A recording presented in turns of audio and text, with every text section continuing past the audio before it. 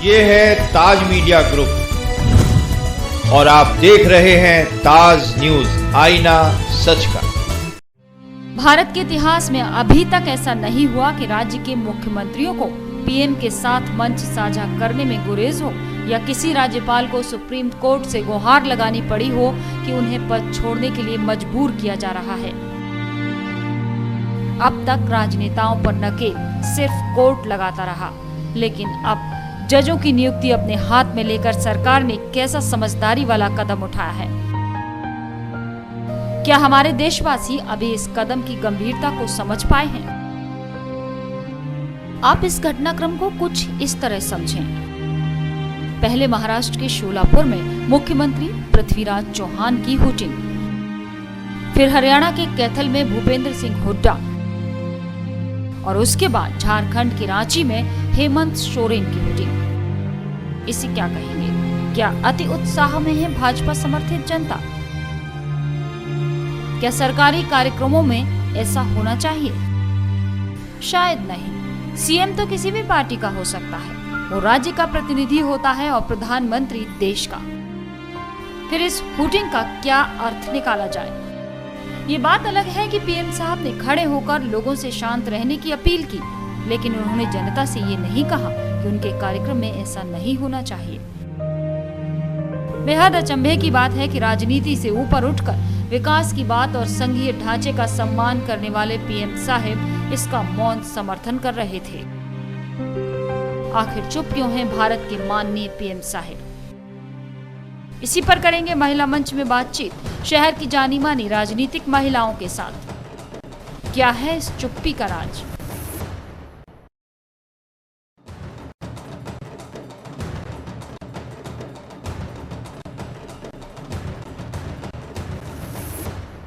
नमस्कार, महिला मंच में आपका स्वागत है। मैं हूं आपके होस्ट मीनू सिंह। हर बार की तरह इस बार भी समस्या कुछ इस तरह से है कि वो इस बार महिलाओं की समस्या न होकर हर देशवासी की समस्या है। हर देशवासी के मन में ये सवाल है कि आखिर वो अपने मत का प्रयोग करता है तो उस वक्त क्या सोचकर करता है?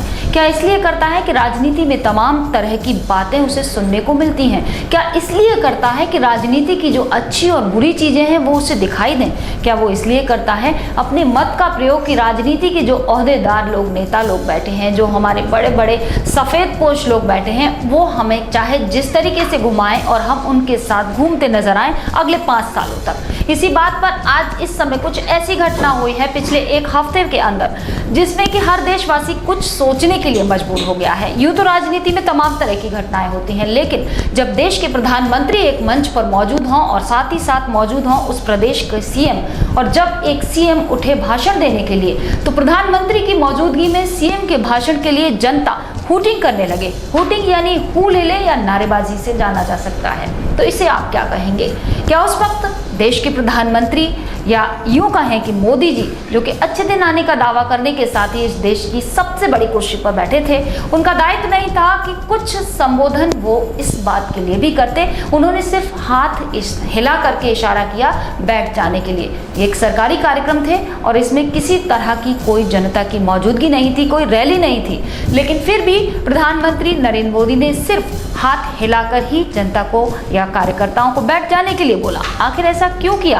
और क्या दूसरी तरफ जहां जिस प्रदेश में ये कार्यक्रम हो रहा था, वहां उसके बाद जो निर्णय लिया गया कांग्रेस के पदाधिकारियों द्वारा, कांग्रेस के आला अधिकारियों द्वारा, आला नेतागणों द्वारा, उन्होंने जहां जहां पीएम की सभाएं होंगी, जहां जहां कार्यक्रम होंगे प्रधानमंत्री के, वहां वहां प्रदेश के जो कांग्रेस की गैर विपक्षी दल हैं वो वहां मौजूद नहीं होंगे, उनके साथ मंच साझा नहीं करेंगे। आखिर ये दोनों बातें कहां तक सही हैं और हमारे देश की जनता इस वक्त क्या सोच रही है? क्या सोच रहे हैं हमारे शहर के भाजपाई? क्या सोच रही हैं महिलाएं इस मामले में?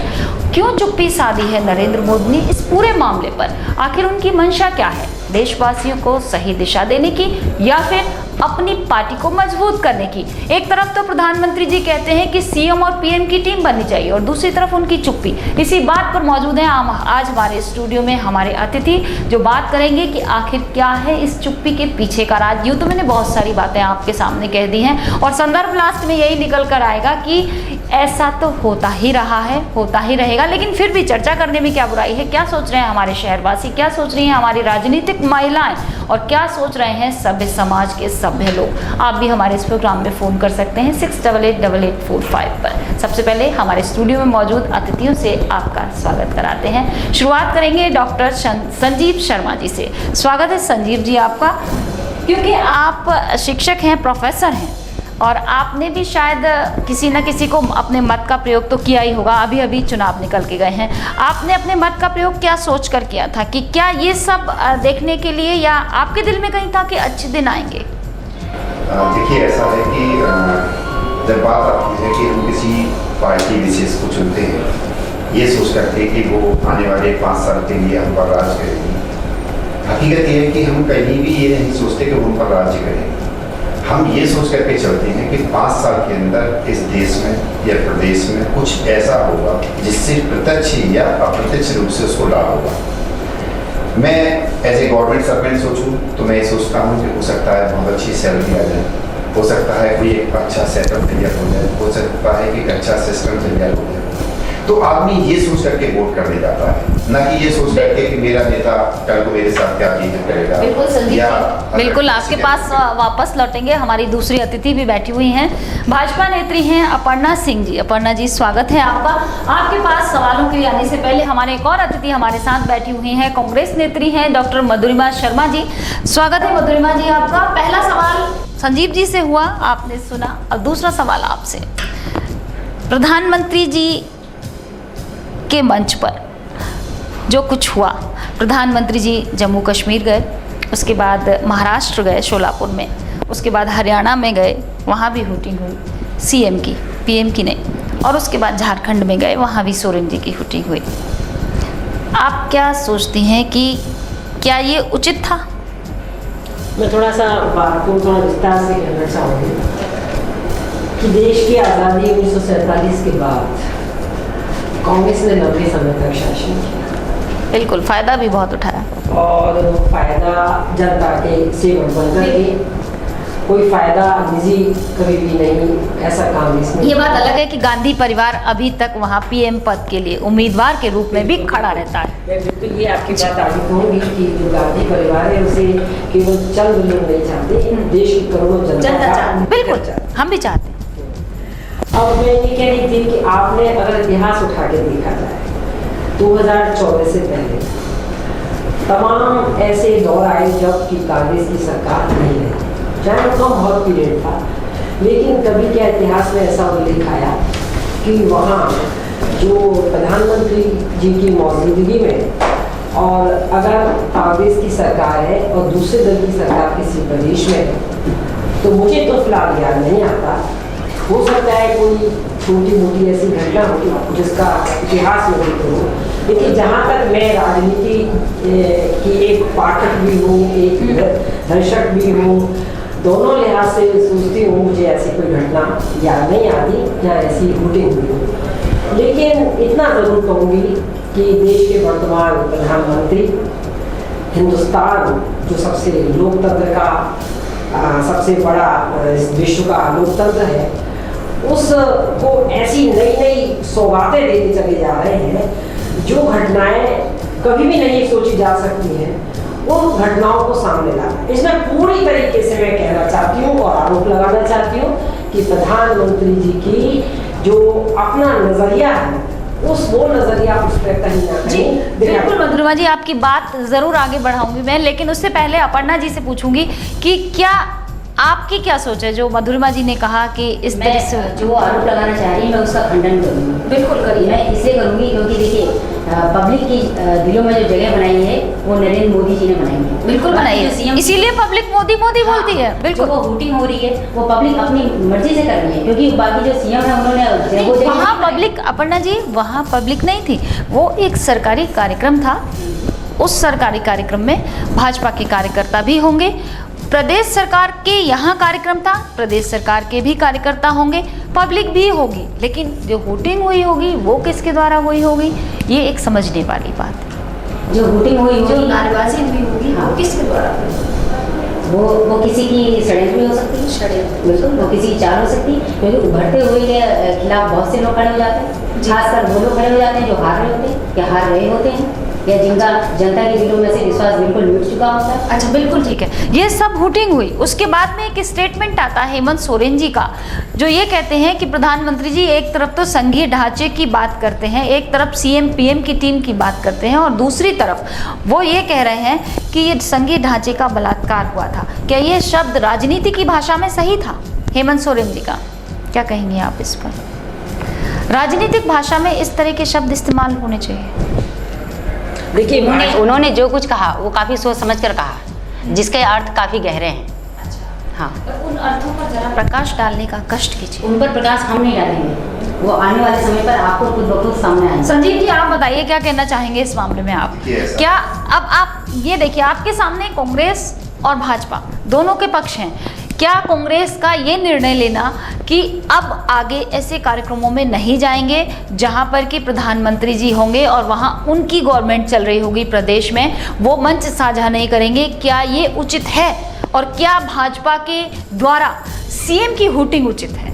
आपसे दो सवाल। देखिए, ऐसा है, सबसे पहली बात ये आती है कि जब इस तरह के प्रोग्राम्स हुए थे और उन प्रोग्राम्स में मैं किसी पार्टी विशेष की बात नहीं कर रहा हूँ, यदि एक प्रोग्राम हुआ है जहाँ पर कि एक मंच साझा किया है देश के प्रधानमंत्री ने, उस प्रदेश के मुख्यमंत्री ने, ऐसी स्थिति में अगर किसी भी द्वारा इस तरह का अगर व्यवहार किया गया जिसमें आपने कहा कि वोटिंग की गई, वो व्यवहार पूर्णतः से गलत है।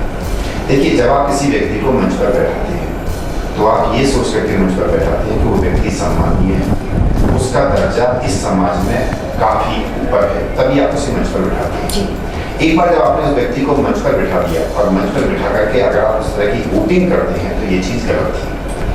अब मैं बात करता हूँ कि उसके बाद प्रधानमंत्री जी का अपना स्टेटमेंट, हाँ, और मुख्यमंत्री जी का क्या कर्तव्य बनना चाहिए था। सबसे पहली बात तो ये थी कि प्रधानमंत्री जी, जैसा कि मैंने वो थोड़ा सा देखा था जिसमें कि उन्होंने हाथ से इशारा किया उन सभी लोगों को रोकने के लिए। जब उन्होंने हाथ से इशारा किया था तब वो ये भी कह सकते थे, उसी समय वो खड़े होते और कहते, पब्लिक को खड़े होकर कहना चाहिए था कि इस समय जो व्यवहार आपने किया है वो व्यवहार काफी गलत है, और आपने सिर्फ और सिर्फ इस प्रदेश के मुख्यमंत्री की वोटिंग नहीं की है, साथ में मेरी भी आपने वोटिंग की है। तो वो चीज़ वहीं के वहीं खत्म हो जाती है और बात इतनी नहीं बढ़ती, वो बात बढ़ती नहीं। उसके बाद चलिए, प्रधानमंत्री जी सिर्फ हाथ से इशारा किया, हो सकता है प्रधानमंत्री जी थोड़ा कम बोलती हैं जब माइक के अलावा, तो हो सकता है उन्होंने हाथ से इशारा करके ये संकेत दिया हो कि भाई इस तरह की चीज़ ठीक नहीं है। दूसरी स्टेज आती है जबकि मुख्यमंत्री साहब ने यह कहा कि जहाँ जहाँ प्रधानमंत्री की सभा होगी वहाँ पर हम लोग उनके साथ नहीं बैठेंगे। अब नहीं बैठे, वही उन्होंने कहा नहीं बैठेंगे। ये स्टेटमेंट भी गलत है। देखिए, ऐसा होता है कि मान के चलिए जब सभा चल रही थी, आप बोलने के लिए खड़े हुए, उसी समय चंद लोग जैसा कि अभी अपर्णा जी ने कहा था, चंद लोग उसमें ऐसे भी शामिल हो जाते हैं जिनका उद्देश्य किसी व्यक्ति विशेष या पार्टी विशेष के साथ नहीं होता है, वो कहीं से इंस्पायर्ड होते हैं किसी भी तरीके से। हो सकता है कि वो किसी लालच में वो आकर बैठ गए और उनसे कहा गया हो तो भाई तुम इस तरह की वोटिंग कर दीजिए। ऐसा भी कई बार हो जाता है, इसलिए ऐसे में ये आवश्यक है कि जो हमारे मंचासी नेता थे उनको बहुत ही बड़ापन का परिचय देना चाहिए था। मुख्यमंत्री साहब को उसी समय करना चाहिए था। अगर दो शब्द वो खड़े करके कह देते, अगर मेरा बोलना आपको पसंद नहीं आ रहा तो कोई बात नहीं, मैं बैठ जाता जी। और आगे उन्होंने जो कहा कि आगे कार्यक्रम में हिस्सा नहीं लेंगे, नहीं, क्यों नहीं हिस्सा लेंगे? क्या देश आपका नहीं है? क्या प्रदेश आपका नहीं है? प्रदेश और देश क्या सिर्फ और सिर्फ नरेंद्र मोदी जी का हो जाएगा? नहीं, ऐसा नहीं होगा। ये देश जितना किसी व्यक्ति विशेष का है, उतना ही किसी राजनेता विशेष का है, उतना ही किसी अधिकारी विशेष का है, सबका है। सबको मिल बैठ करके इस तरह से। क्या कहेंगी मधुरिमा जी अब आप? क्या उस वक्त मुख्यमंत्री जी की जिम्मेदारी कुछ ज्यादा और नहीं हो जा रही थी? अतिथि देवो भव का ये देश है। प्रदेश में अगर देश के प्रधानमंत्री यानी परिवार का मुखिया, प्रधानमंत्री यानी कि पूरे परिवार का मुखिया, एक घर के 10 छोटे छोटे हिस्से हो गए और वहाँ का मुखिया हो गया सीएम, और एक मुखिया जिन्हें बाबा कह सकते हैं, दादाजी कह सकते हैं, वो जब आपके घर में आए तो क्या हमारे जो उप मुखिया थे उनका दायित्व नहीं बनता था कि अतिथि देवो भव की वजह से वो कुछ दो शब्द ऐसे बोलते?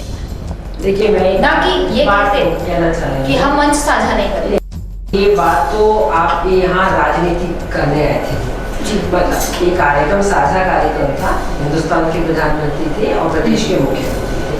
ये कोई ऐसी बात नहीं थी कि ये कोई रैली नहीं थी। नहीं, जी। दूसरी में रैली नहीं थी, सरकारी कार्यक्रम था।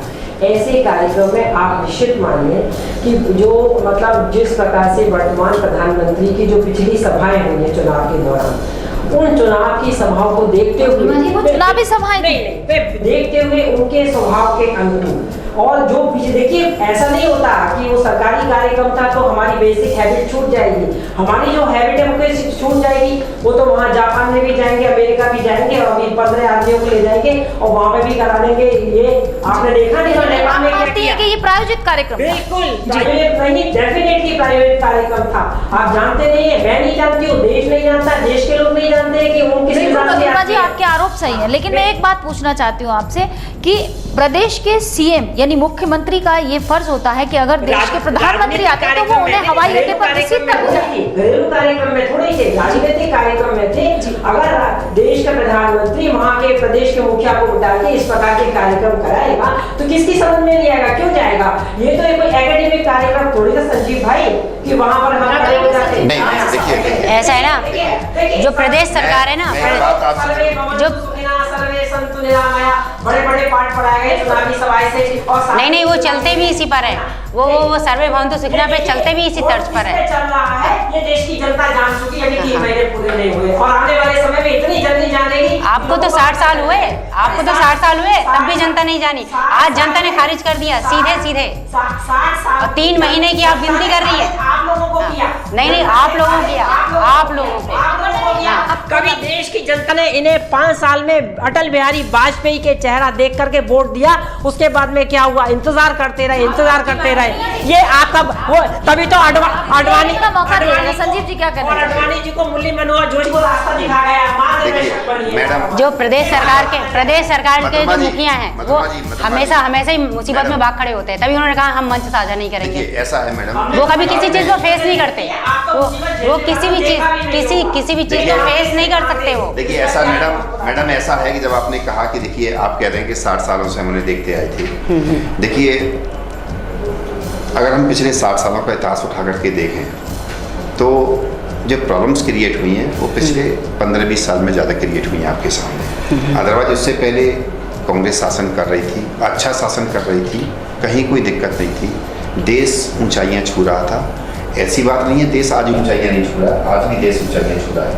लेकिन पिछले 10-15 सालों में एक चीज़ मैंने ऑब्जर्व करी कि कहीं ना कहीं ये देखा गया कि भ्रष्टाचार एक लिमिट से ऊपर उठता चला गया, भाई भतीजावाद एक लिमिट से ऊपर उठता चला गया। मैं कांग्रेस पार्टी की मैडम बुराई नहीं कर रहा हूँ, मैं आपको फिर बार कह रहा हूँ कि पिछले जो अगर हम 40 साल का इतिहास उठा करके देखें, बहुत प्रगति हुई देश में इतनी प्रगति हुई कि आज आप उन लोगों से पूछिए जो कि 40 साल पहले जवान थे, वो जब देश को देखते थे और आज जब नजरिया देखते हैं तो कहते हैं बदलाव आया है।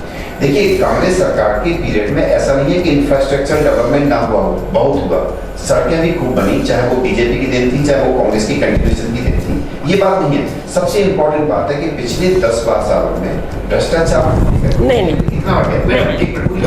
ये बिल्कुल गलत भ्रष्टाचार की बात कही। उस वजह से पब्लिक को लगा कि नहीं अब किसी दूसरे व्यक्ति या दूसरी पार्टी विशेष को मौका दिया जाए।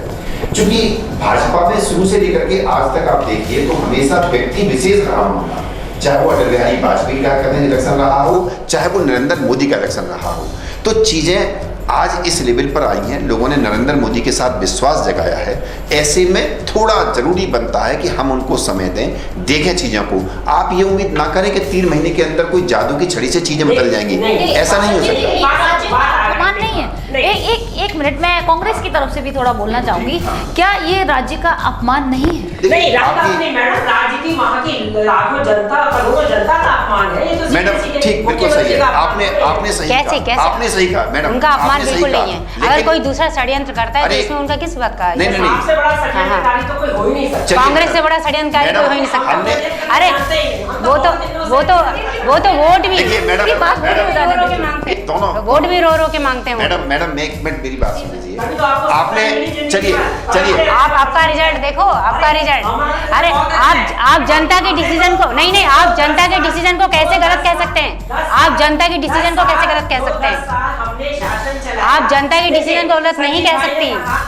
आप जनता के भ्रष्टाचार की बात मैं बताती हूँ। आपको देखिए आपको बात पूरी नहीं हो पाई है मधुरिमा जी। डिसीजन को गलत नहीं कर सकते।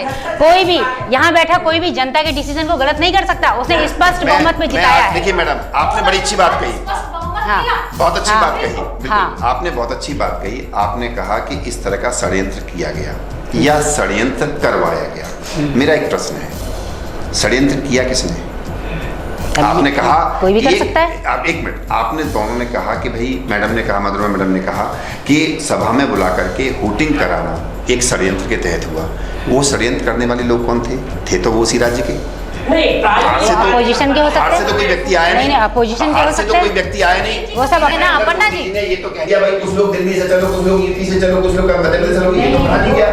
अगर मान के चलिए जिसने भी किया, उन्होंने निशाना बनाया होगा नरेंद्र मोदी जी, शामिल कौन? लेकिन हाँ, आप इस बात को ऐसे सोच के देखिए नहीं, अगर हमारे कि लोग अगर शामिल होते ना, प्रदेश सरकार तो करवाएगी मोदी जी हूटिंग करते। तो हूटिंग मोदी जी की होनी चाहिए। और मधुरिमा जी, अगर मोदी जी की हूटिंग नहीं हुई है, सीएम की हूटिंग हुई है, तो फिर मोदी जी क्यों वहां पर आकर इस तरीके से प्रायोजित कराएंगे? कार्यकर्ता तो दो ही हुए। करने लगे इस काम को। आप एक इतनी बड़ी एंकर है, इतना आपका अनुभव है, इतना तजुर्बा है। मैं लगातार देख रही हूँ कि आपका जो अनुभव है किस प्रकार से एक बहुत ही अच्छी तरीके से आगे बढ़ रहा है। हर चीज को आप माइन्यूटी से ऑब्जर्व करती हैं। आप ये बताइए कि पिछले इतिहास को देखते हुए ऐसा क्या कभी हुआ है? कभी ऐसा हुआ कि कभी नहीं, एक बार हुआ पिछले इतिहास में। मनमोहन सिंह जी एक बार मंच पर ऐसा हुआ है, लेकिन उस समय भाषाओं में परिवर्तन था। नहीं, देखिए जानबूझ के और सुनिए, एक घटना हो गई, फिर दूसरी हो गई, फिर आज तीसरी जो हो गई। चर्चा का विषय, मधुरिमा जी, आज जो चर्चा का विषय है वो ये है कि आखिर मोदी जी की चुप्पी क्यों है? चर्चा का विषय ये है कि वो दिन में 500 बार ट्वीट करते हैं, एक बार भी नहीं लिखा उन्होंने वहां जाकर कि सॉरी। बिल्कुल लिखना चाहिए। इसी कनेक्शन में मैडम एक बात कहूँ, जब आपने हूटिंग वाली बात कही, अब मैं आपको एक छोटी सी बात कहता हूँ। पीछे जाइए, इलाहाबाद में एक कार्यक्रम के दौरान अखिलेश जी के कार्यक्रम में लैपटॉप वितरण समारोह चल रहा था। लैपटॉप का जैसे ही वितरण हुआ, आपको ध्यान है बच्चों ने क्या कहा था? आप में से किसी को याद हो बच्चों ने क्या कहा था? लैपटॉप वितरण का कार्यक्रम हुआ, पूर्णतया से समाजवादी पार्टी का कार्यक्रम था। समाजवादी पार्टी उनको लैपटॉप बांट रही थी और बच्चों की आवाज आई थी मोदी जिंदाबाद। इस पर मैडम क्या कहेंगे? हर चीज प्रायोजित है, जो भाई वहाँ पे भेज रही हो, बस हर चीज प्रायोजित है। ऐसा थोड़ी होता है हर मतलब कांग्रेस हार रही है वो प्रायोजित है, कोई चीज होती है वो प्रायोजित है, ऐसा थोड़ी होता है। आप आरोप पर आरोप लगा रही हैं, ये गलत बात है। कांग्रेस हारी है, तो हार और जीत एक सिक्के के करते हैं। ऐसा नहीं है। की बात का जवाब दीजिए, बताइए। बहुत जरूरी है। आपने कहा भ्रष्टाचार, देखिए भ्रष्टाचार एक आज की बात नहीं है। भ्रष्टाचार पहले थोड़ा बहुत होता रहा, लेकिन किस किस चीज में भ्रष्टाचार हुआ अभी कोर्ट का आ रहा है। सुप्रीम कोर्ट ने कहा सबसे बड़ा भ्रष्टाचार, जिसपे कपिल सिब्बल साहब ने, जो पूर्व कैबिनेट मंत्री है, आकर के पूरी प्रेस कॉन्फ्रेंस को संबोधित किया, 2G और 3G स्पेक्ट्रम के बारे में बताया। अच्छा कि भाई देखिए, ये जो कॉलगेट आवंटन है ये कब से हो रहा है? ठीक है, एक सन 1993 से हो रहा है। वही पॉलिसी हम लोगों ने आगे ले जाकर बढ़ाई, ठीक है, बढ़ाई। इसी प्रकार 2G और 3G में स्पेक्ट्रम में जो आवंटन हुआ, उसमें भी उन्होंने बताया कि हमारे पास जो थे उपलब्ध हमने हुआ। अब विनोद राय ने आकर के महालेखा परीक्षक के रूप में आकर के जब अपना जजमेंट देते हैं, वो अपना जो रिपोर्ट तैयार करते हैं ऑडिट की, उसमें हम कोई ऑडिटर का मतलब क्या, हम आपके साथ बिल्कुल है। चीन आ गया है 25 किलोमीटर अंदर, लेकिन अभी तक कोई ट्वीट नहीं आया। देखिए एक बात, बिल्कुल मैं आपके साथ, बिल्कुल। देखिए अभी इन्होंने शपथ ग्रहण समारोह किया, उस शपथ, इनको कोई जानता मानता तो है नहीं, हिंदुस्तान के बाहर की बाउंड्री से ना अपना मॉडल लेके आए। जब ये जाना इन्होंने देखा तो इन्होंने एक बात अलग है कि अमेरिका अब इन्हें बुलाने के लिए लड़ाई, वो आर्थिक वैश्विक जो दौर चल रहा है उसके लिए बुलाया गया मैडम। इनको कोई वहाँ पर बहुत विद्वान, इंटेलिजेंट और बहुत बिल्कुल विद्वान और इंटेलिजेंट समझ के बुलाया गया। एक हाँ, नहीं ये पूरी जनता के पास है, ये आपके कहने से चेंज नहीं होने वाला। ना जिसकी पार्टी बुरी तरह हार गई है, मुंह की खा गई है, जब वो इतने दम खम से बोल सकता है। इतना कभी भी नहीं किया 71 के बाद। बता दीजिए प्रधानमंत्री जी चुप क्यों है? बस मधुरिमा जी शांत हो जाइए। मधुरिमा शर्मा की पार्टी और मेरा कलेजा इतना बड़ा है कि हार और जीत दो एक सिक्के के दो पहलू हैं। हम तो पता जाएंगे, लेकिन आप जैसे तड़पते चले आ रहे थे ना सत्ता के लिए आपने क्या ड्रामे किए, ये पूरा हिंदुस्तान जानता है। कोई ड्रामा संजीव जी कुछ कहना चाह रहे थे। ड्रामा करना गांधी परिवार का काम है। देखिए ड्रामा करना गांधी परिवार का काम है, वो शुरू से ड्रामेबाजी करता है। गांधी परिवार की बात नहीं कर रहे हम, भाजपा की परिवार तो नहीं देखिए ऐसा है मैडम, आपने कहा मोदी चुप है, मोदी बिल्कुल चुप नहीं है। उन्होंने शांत कराया, उन्होंने हाथ से इशारा किया, उन्होंने बिल्कुल तो कहाँ चुप है, कहाँ चुप है? लौट के मैडम हाँ। लौट के मुद्दे पर हमारे यहाँ अभी हमारे पास ये स्लिप आई है, आपने देखी होगी ब्रेक लेने के लिए हाँ। बोल रहे हैं एडिटर्स। लेकिन उससे जाने से पहले, ब्रेक पर जाने से पहले आपसे एक सवाल जरूर पूछना चाहूंगी कि जब इस लोकसभा चुनाव हो रहे थे उस समय बहुत सारे वादे किए गए थे, हर पार्टी ने वादे किए थे, ऐसा नहीं है किसी एक ने किए हों, लेकिन क्योंकि मोदी जी की लहर थी और मोदी जी की तरफ से भी तमाम वादों की लंबी फहरिस्त जनता के सामने थी, उनमें से कालाधन वापसी भी था, उसमें से पेट्रोल की कीमतें भी थी, उसमें से कश्मीर का मसला भी था, उसमें से लोकपाल विधेयक और तरह तरह की बहुत सारी चीज़ें थी। लेकिन उसके बाद में अब क्योंकि 100 दिन से ज़्यादा हो चुके हैं और कुछ हल या कहना चाहिए उस दिशा में कदम बढ़ते दिखाई नहीं दिए हैं। जाने से पहले मैं आपसे एक सवाल छोड़कर जा रही हूँ, ब्रेक के बाद आपसे जवाब जरूर लूंगी कि आखिर वो 26 रुपये लीटर जो पेट्रोल था, जनता, देश की जनता उसका इंतजार कर रही है, वो क्या हुआ? हर चीज पर मोदी जी की चुप्पी आखिर क्यों है? नहीं मैं इसका जवाब आपका जवाब हम सुनने के लिए वापस आएंगे, लेकिन फिलहाल वक्त तो चला है एक छोटा सा ब्रेक लेने का, क्योंकि हमारे इस कार्यक्रम में एक और हमारी मेहमान हमारे साथ जुड़ने वाली है। जल्द वापस लौटेंगे महिला मंच में।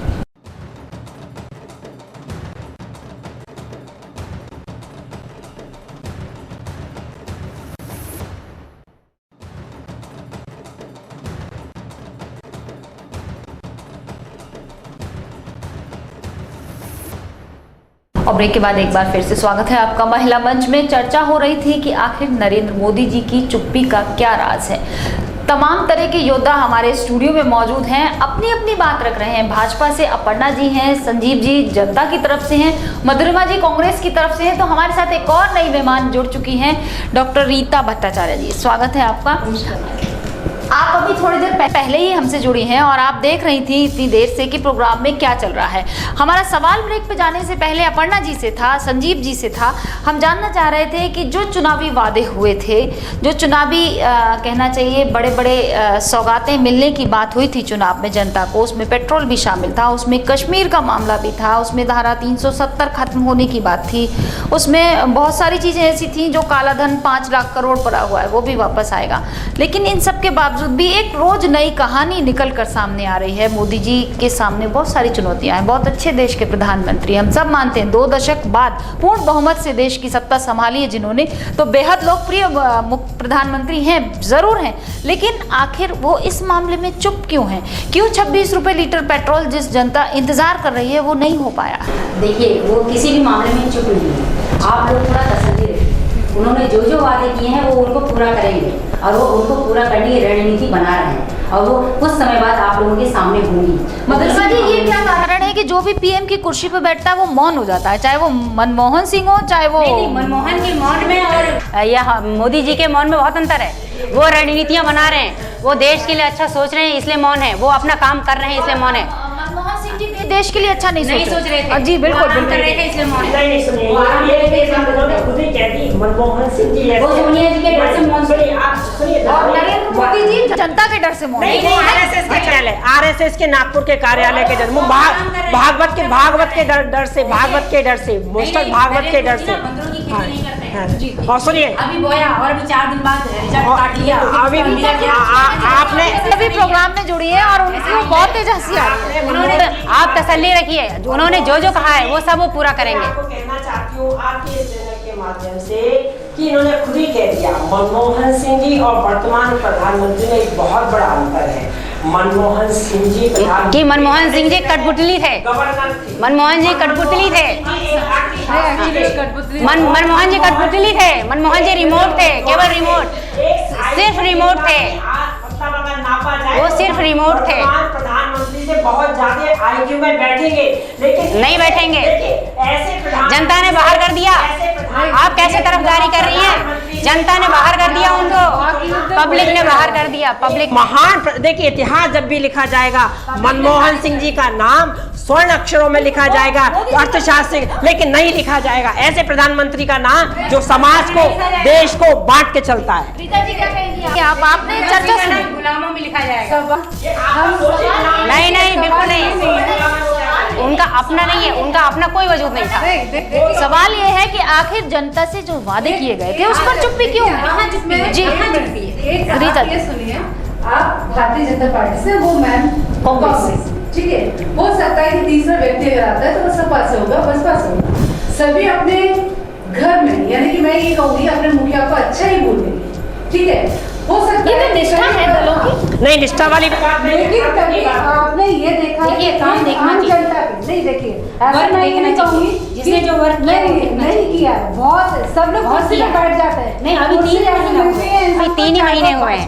देखिए अभी 3 महीने हुए हैं, केवल या कांग्रेस की हो, नहीं, इन चारों ने बिल्कुल नहीं। अपनी गद्दी राजनीति चलाई है, लेकिन एक आम जनता को क्या मिला है? जनता तो वही की तही है, उसे कुछ नहीं फायदा हुआ है। देखिए आप रटी रटाई बात नहीं बोलिए। अभी केवल 3 महीने हुए हैं। जनता वाली बात कर रहे हो। मोदी जी को सिर्फ 3 महीने हुए हैं, केवल 3 महीने हुए हैं। मैडम का क्वेश्चन जो था, प्रश्न जो था वो ये था कि जनता 26 रुपये पेट्रोल का इंतजार कर रही है। एक बात जनता कश्मीर की 370 हाँ, होने का इंतजार कर, आप मुझे काले धन का इंतजार। जी सबका जवाब दूंगा। सबसे पहली बात तो ये है कि हो सकता है पेट्रोल एक दिन घट के 50 रुपये पे आ जाए, लेकिन एक बात ध्यान रखिए, अगर आप किसी भी अर्थशास्त्र के व्यक्ति से पूछेंगे तो कोई भी चीज़ की कीमत अगर एक झटके में बढ़ा दी जाएगी या एक झटके में कम कर दी जाएगी, अर्थव्यवस्था पूरी डमाडोल हो जाएगी। एक ऐसा कयास क्रिएट होगा जो कि हैंडल नहीं होगा। इसीलिए किसी भी चीज़ की कीमत ग्रेजुअली या तो डिक्रीज़ की जाएगी या ग्रेजुअली इंक्रीज़ की जाएगी, क्योंकि पेट्रोल के दाम घटाने बढ़ाने से सिर्फ ये मतलब नहीं है कि पेट्रोल के दाम लिए और घटा दिए और लिए और बढ़ा दिए, उसके साथ 85 सैकड़ों चीज़ें एसोसिएटेड होती हैं। उसके साथ ऐसी ऐसी चीज़ें एसोसिएट होती हैं कि उन पर भी फ़र्क पड़ता है। आप डीजल के दाम बढ़ाइए घटाइए, जैसे ही आप डीजल के दाम में वेरिएशन लेकर के आते हैं, रोडवेज का किराया बढ़ जाता है। रोडवेज का किराया बढ़ेगा, आम आदमी पर बोझ पड़ गया, एक ऐसे व्यक्ति पर भी बोझ पड़ गया जो कि व्यक्ति को डीजल से कोई मतलब नहीं है। तो ये जो चीज़ें हैं, अगर एक झटके में किराया कम किया जाएगा तो पब्लिक एक कैओस क्रिएट करेगी, कहेगी भाई किराया कम करो। आप किराया कम कर पाएंगे? नहीं कम कर पाएंगे। किराया जैसे ही आप कम करेंगे मार्जिन कम होगा, मार्जिन कम होगा तो लोग कहेंगे इन सबकी सैलरी कम करो जो लोग काम कर रहे हैं। क्या वो सैलरी कम करवाने को तैयार होंगे? नहीं ना।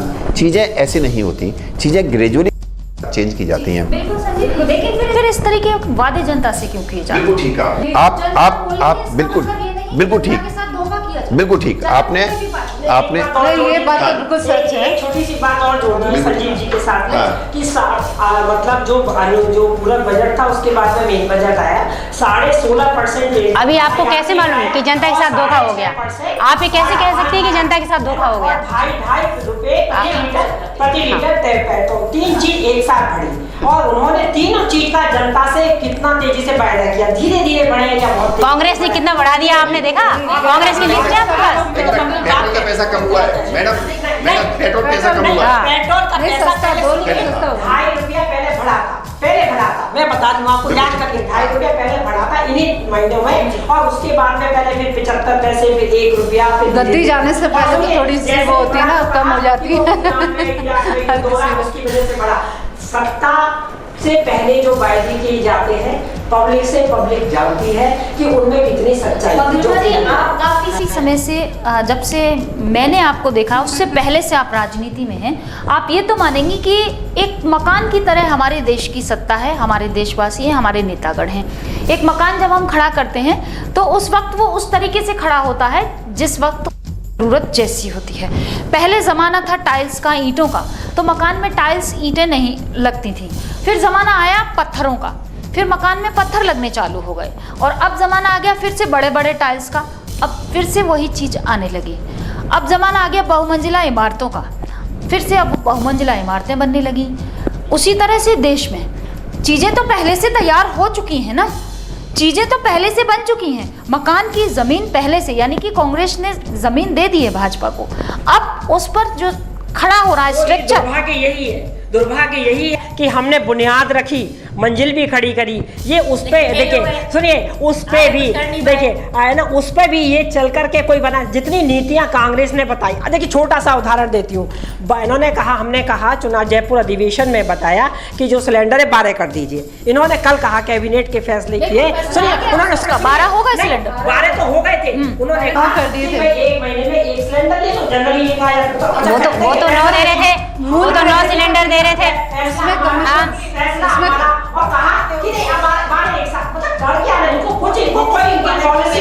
क्यों बोलने थे, क्यों बोलने, यही चीज समझा रहे थे जो मैंने दूसरी तरीके से समझा। हमारी